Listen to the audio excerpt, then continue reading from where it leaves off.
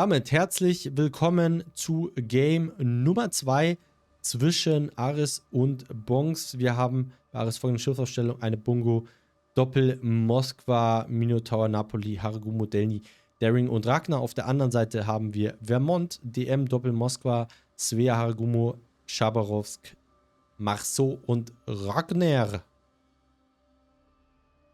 Wir schauen zu Bongs rüber als erstes. Wir haben mit der Marceau den Versuch, einen Early Cap zu holen bei A, gefolgt mit einem Harugumo Smoke Train mit der DM und einer Vermont als Feuer Support. In der Mitte haben wir höchstwahrscheinlich die Ragnar, vielleicht mit der Svea wieder, versucht man da wieder Synergien zu erzeugen, wie letztes Mal auch. Chabarovsk wird wahrscheinlich Vollspeed ins D-Cap reinfahren, um das sich da zu holen. Moskwa, vermute ich mal, wird eher passiv viel gespielt. Kommt drauf an, wie sie es dann wirklich bei D spielen wollen. Wahrscheinlich lassen sie das D-Cap offen. Wie sie es halt jetzt auch davor gemacht haben, haben sie auch ja eine Seite offen gelassen. Und gerade das Home-Cap kann man auch ganz gut verteidigen im Zweifelsfall. Viele Inseln. Und man kann ja das mittlere Setup gut rausschicken. Also ich kann mir vorstellen, dass mit Ragnar Svea die Daring hier leiden wird. Schauen wir nochmal rüber. Da kommt schon das Ragnar-Radar. Die Frage ist, ob die Ragnar überhaupt noch über die Insel kommt. Ich glaube, dass sich die Marceau dieses Cap holen wird. Ja, die Napoli Secondaries kommen tatsächlich rüber. Aber wir haben versuchen das Ganze hier nochmal im Blick zu halten. Er reversed jetzt, aber wahrscheinlich kriegt er einen Reset. Nein, kriegt er nicht. 3 Sekunden. Nee, die Marceau schafft es tatsächlich, sich das Cap zu holen. Moskwa crossed Open Water. Ei, das könnte teuer werden. Uiuiui. Wieder so ein sehr aggressiver Moskwa Push Open Water, ohne zu sehen, wo der Gegner ist. Zum Glück hat die Moskwa es überlebt. Tatsächlich fährt man, wenn man diese Insel anfährt, eher so an. Niemals so. Ich habe nämlich gedacht, er fährt an die Insel. Und jetzt ist die Ragnar auch in einem schönen Feuer gefangen. Also das, glaube ich, hat für Bongs jetzt nicht so funktioniert, wie sie sich vorgestellt haben. Ich vermute mal, sie wollten sich den Smoke auch ein bisschen aufbewahren. Die Svea hat ihn jetzt gezogen, damit die Moskwa nicht ganz so leidet. Auf der anderen Seite Chabarovsk, ein bisschen zu aggressiv. Der riskierte Resets tatsächlich. Wenn die Moskwa hier rumkommt, die Delny könnte ihn resetten. Also ich hätte tatsächlich hier unten gewartet. Er verlässt sich tatsächlich hier drauf, dass er es dodgt. Ich verstehe nicht, warum die Delny nicht schießt, tatsächlich. Ich hätte einen Reset hier versucht, weil er ist ja spotted. Keine Ahnung. Also, dann verliere ich ein bisschen HP. Reset ihn, er muss rausfahren und dann kriegen sie das D-Cap nicht. Aber der wird sich was dabei gedacht haben, ne? Also, jetzt ist es halt schon so, dass die Moskwa das safe hat. Das heißt, erstmal 2 Caps für Bongs, die mit ihrem Smoke Train, der auf der Seite halt einfach stark ist, auf der A-Seite, der bis jetzt jedes Mal erfolgreich war, jetzt dafür sorgt, dass Aris komplett rausdrehen muss. Tatsächlich würde ich dann auch gucken, dass man ihn nicht zu weit außen spielt, sondern wieder ein bisschen reinkommt. Genau, wir müssen noch schauen, wie sich hier die Moskwa verhält. Der entscheidet sich noch spontan, ob er hier reinfährt oder hier rüber. Ich vermute, er wird sich eher Richtung B ausrichten, weil A ist ja schon eingetütet. Ja, also A auf jeden Fall schon mal safe. D ist jetzt auch safe, auch wenn es ein bisschen gedauert hat. Die Delny ist schon sehr aggressiv da drin, muss man sagen. Ja, versucht hier auch mit AP Damage zu machen auf die Chabarovsk.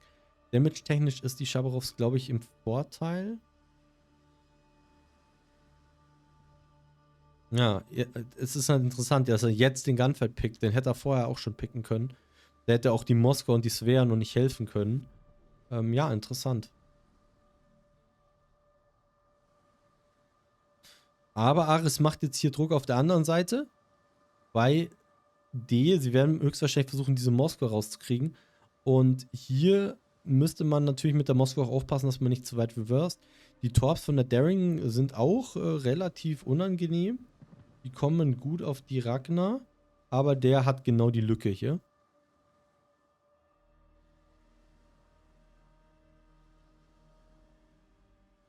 Ja, die M chillt jetzt hier noch so ein bisschen, aber ich vermute mal, man wird den Smoke Drone jetzt hier rüberschieben, um das Ganze zu komprimieren. Man muss halt auf dieses Moskwa-Radar aufpassen.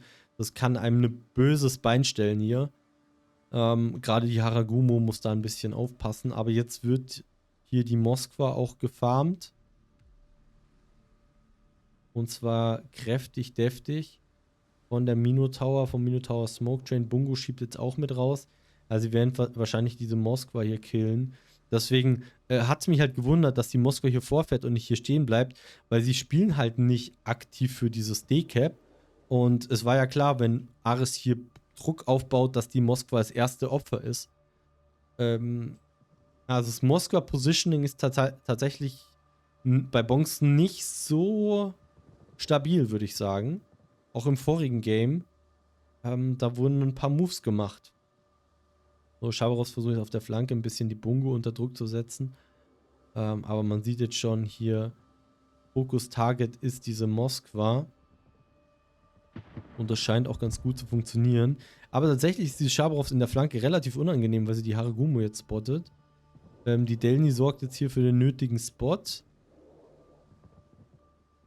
Da kommen auch nochmal Torps. Wohin hat die Bungo ihre Türme gedreht? Schon Richtung Moskwa? Nee, Richtung Chabarovsk. Ich verstehe nicht, warum hier nicht das Fokus vor auf die Moskwa kommt. Ja, kommt mit dem Backturret, der garstige Backturret. Kann man frontal aber eben auch ordentlich Damage machen, ne, wenn die Dispersion passt.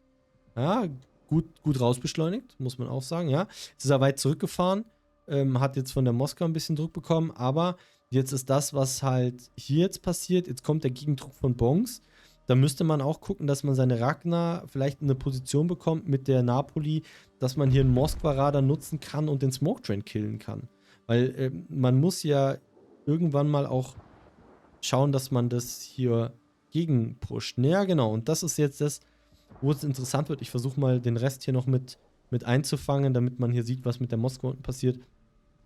Jetzt muss man schauen, dass man die Haru killt. Das wird jetzt wichtig sein. Jetzt muss der Damage passen von der Ragnar und von der... Schießt die Ragnar nicht mehr? Ah, es war nur ein Bug, okay. Dass man hier möglicherweise die Haragumo bekommt. Aber ich glaube, das Radar wird nicht reichen, weil die Moskwa vorher rausgeht. Ich glaube, da hat man ein bisschen zu lange gewartet. Und wenn die Haru da jetzt stirbt, dann ist tatsächlich die DM das nächste Opfer. So sieht es nämlich aus. Also, das war absehbar, dass hier ein Radar ist. Ne? Das ist jetzt keine Überraschung. Dass man da sich im Radar catchen lässt mit der Haragumo, ist tatsächlich auch relativ wild. Moskwa hat es tatsächlich überlebt. Hier kommt jetzt der Smoke von der Haru, weil sie muss. Mino ist jetzt offen. An der Bungo haben sie aber auch ganz schön gut geknabbert, die Jungs von Bonks. Ja, aber die DM wird jetzt hier höchstwahrscheinlich sterben. Vielleicht nimmt sie noch ein bisschen Damage mit auf die Ragnar, aber ich glaube nicht. Da kommt nochmal eine schöne Finisher-Salve von der Bungo. Das war nochmal wichtig, da den Kill zu holen. Also man sieht jetzt aktuell, schiffstechnisch sieht es für Bonks gar nicht so gut aus. Ares hat das wieder gut, vor allem bei A, unter Kontrolle bekommen. Da war man zu greedy bei A mit dem Smoke Train, würde ich sagen. Ne? Also man ist bewusst in dieses Moskwa-Radar reingefahren mit der Haragumo und hat sich da killen lassen, weil man wusste ja, dass hier eine Ragnar sein muss. Man hat vorher das Radar gesehen. Ich weiß jetzt nicht, ob man weiß, dass da eine Napoli da war, aber ich glaube, die Napoli hat ja auch schon Damage bekommen von der vorher. Also war der jetzt auch nicht ganz eine Unbekannte hier. Ja, die Massot fährt jetzt nach vorne, versucht wahrscheinlich einen Torp-Rush zu machen auf die Moskwa, so wie es aussieht, aber ob er das schafft, also er muss hier nach an der Delny vorbei. Die Daring wird wahrscheinlich auch gleich dabei sein. Ja, aber da kommt jetzt auch gut das Fokus vorher auf die Delny. Connecten tut leider nicht so viel. Da kommt nochmal eine Salve. Kommt jetzt drauf an, wie viel er connectet. Ja, keine Chance. Also den Topper kriegt er nicht durch. Ich weiß jetzt auch nicht, wie er sich den vorgestellt hat. In einem Moskwa die Hydro anhat, wenn man drüben die Moskwa weiß, und dass man hier durchs komplette Gegnerteam durchfahren muss. Ich glaube, er kriegt nicht mal ein Tor raus. Ja, also das war mal seine Masso dermaßen weggeworfen. Tatsächlich. Ich glaube, dass jetzt auch Bonks aufgegeben hat, weil ich glaube, das Ding ist halt jetzt durch. Ne? Also die Flanke ist komplett, die A-Flanke ist komplett weg. Man hat hier überhaupt keine Schiffe mehr, um ordentlich Druck zu machen. Gut, die DDs sind low, aber man hat halt auch diese ganzen Moskwas nicht gekillt bekommen. Ja, die Moskwa ist, glaube ich, am meisten ärgerlich überhaupt. Jetzt hat man eine Vermont. Hat die Vermont überhaupt was gemacht? Ja, ein bisschen was, aber nicht wirklich. Ich denke, man hätte die Vermont auch reinschieben können, wo man hier Druck aufgebaut hat mit dem Smoke Train auf die Moskwa. Da hat man auch eine Chance liegen gelassen. Ich habe jetzt nicht in Erinnerung, wo die Vermont hier hinten genau stand, aber da hat man auch auf jeden Fall was aus der Hand gegeben. Aber man kriegt jetzt den Kill auf die Daring. Das hilft einem auf jeden Fall, nochmal dran zu bleiben. Punktetechnisch ist man gar nicht so weit auseinander, aber die Svea ist jetzt hier im Mino-Radar und wird jetzt auch vergenusswurzelt von 4 Schiffen. Schmerzen, würde ich mal behaupten. Und der wird hier auch rausgehen, höchstwahrscheinlich.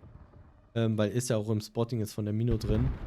Genau, und man kriegt jetzt auch das A-Cap von Seiten von Ares. Und das ist, glaube ich, jetzt Deckel drauf. Moskwa ist auch, geht auch raus. Noch 3 Schiffe, die überhaupt nichts mehr machen können. Es war tatsächlich wie in Game Nummer 1 teilweise ein bisschen unsauber gespielt von Bonks, würde ich mal sagen. Sie hatten die Möglichkeit, da mehr draus zu machen. Sie waren dann auch wieder so ein bisschen greedy. Es hat auch so ein bisschen beim Moskwa Positioning so ein bisschen Probleme gegeben, mal wieder. Also das ist auf jeden Fall was, da müssen sie wahrscheinlich noch ein bisschen arbeiten dran, vor allem im nächsten Game dann. Weil verloren ist ja noch nichts. Sie haben jetzt nur die erste Runde nicht geschafft, aber es geht ja noch weiter. Aber Ares auch stark gespielt, ne? Also die haben tatsächlich diese Fehler auch eiskalt bestraft, diese Positionings oder diese Greediness mit dem Smoke Train eiskalt ausgenutzt und dann damit auch solide gespielt und souverän sich auch Game 2 geholt hier. Sieht man auch an der Schiffsanzahl. Also die haben ja gar nichts anbringen lassen. Auch HP gut verteilt. Wenn man sieht, kein DD ist gestorben. Alle sind low, ne? Alle haben ihre HP reingeworfen, aber keiner ist rausgegangen. Ne? Das ist auch eine Qualität, muss man sagen, von den DD-Spielern. Zu wissen, wann man schießen kann und wo man reinfahren kann. Damit herzlichen Glückwunsch an Ares. Sie holen sich Game Nummer 2. Dadurch geht es jetzt eine Runde weiter. Und wir schaffen es leider nicht, wieder ein Game Nummer 3 zu haben. Schade. Irgendwann schaffen wir es mal.